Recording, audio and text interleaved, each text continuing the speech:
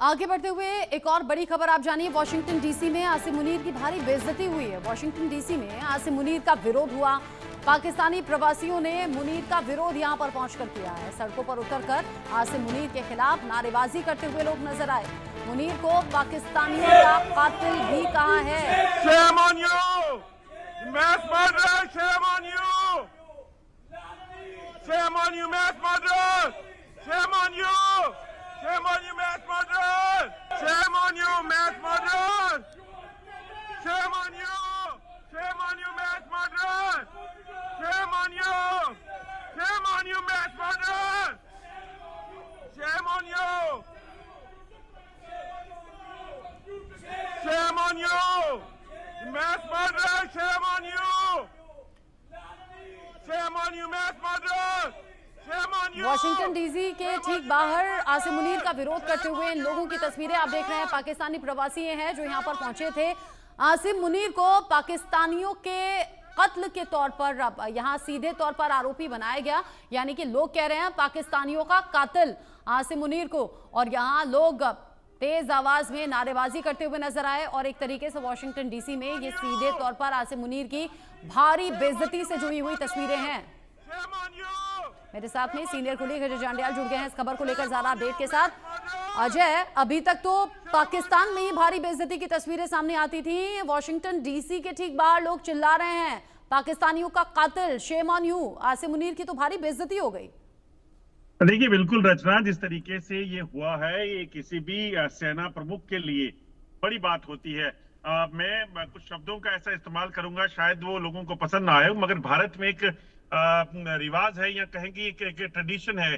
जब भी किसी भी आप मुल्क में रहते हैं और कहा जाता है, कहावत है कि अगर कहीं अपने देश का कोई कुत्ता भी मिल जाए तो उसकी बड़ी इज्जत की जाती है, उसे बड़े अच्छे तरीके से देखा जाता है। मगर पाकिस्तान में आर्मी चीफ के हों और वो अगर आप सोचें कि किसी देश में, वो भी अमेरिका जैसे देश में मिलें और फिर उनके साथ इस तरह से हालत हो, तो अंदेशा लगाया जा सकता है कि किस तरीके की हालत इस वक्त पाकिस्तान की है और पाकिस्तान के चीफ की है।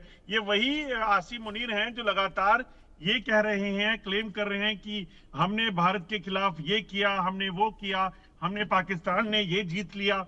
मगर असलियत में हालत क्या है वो देखी जा सकती है कि पाकिस्तान के आम लोग जो हैं वो इनको लगातार इस तरीके से धुतकार रहे हैं और उसके पीछे की वजह है इन लोगों ने जो वहां के लोगों के साथ किया है।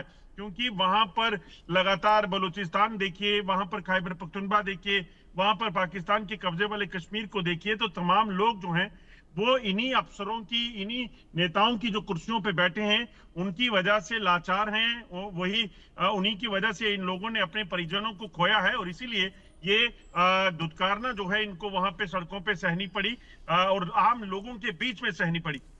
अब ये भारी बेइज्जती की तस्वीरें भी सामने आ गई हैं और तस्वीरें अब सोशल मीडिया पर वायरल हैं। पाकिस्तान के लोग भी देख रहे हैं, भारत के लोग भी देख रहे हैं। अब तो विश्व के अलग अलग देशों के जरिए ये तस्वीरें देखी जा रही हैं।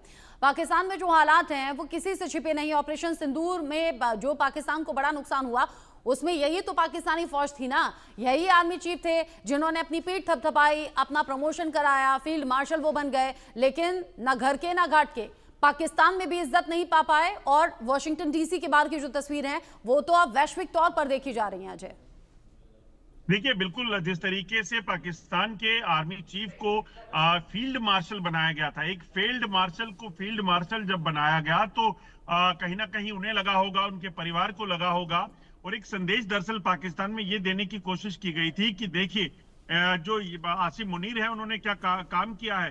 दरअसल आसिम मुनीर को जो फील्ड मार्शल बनाने का फैसला किया था उसके पीछे की वजह जो है वो शहबाज शरीफ थे, क्योंकि शहबाज शरीफ के प्रधानमंत्री बनने की कोई भी ऐसी वजह नहीं थी कि वो प्रधानमंत्री बनते।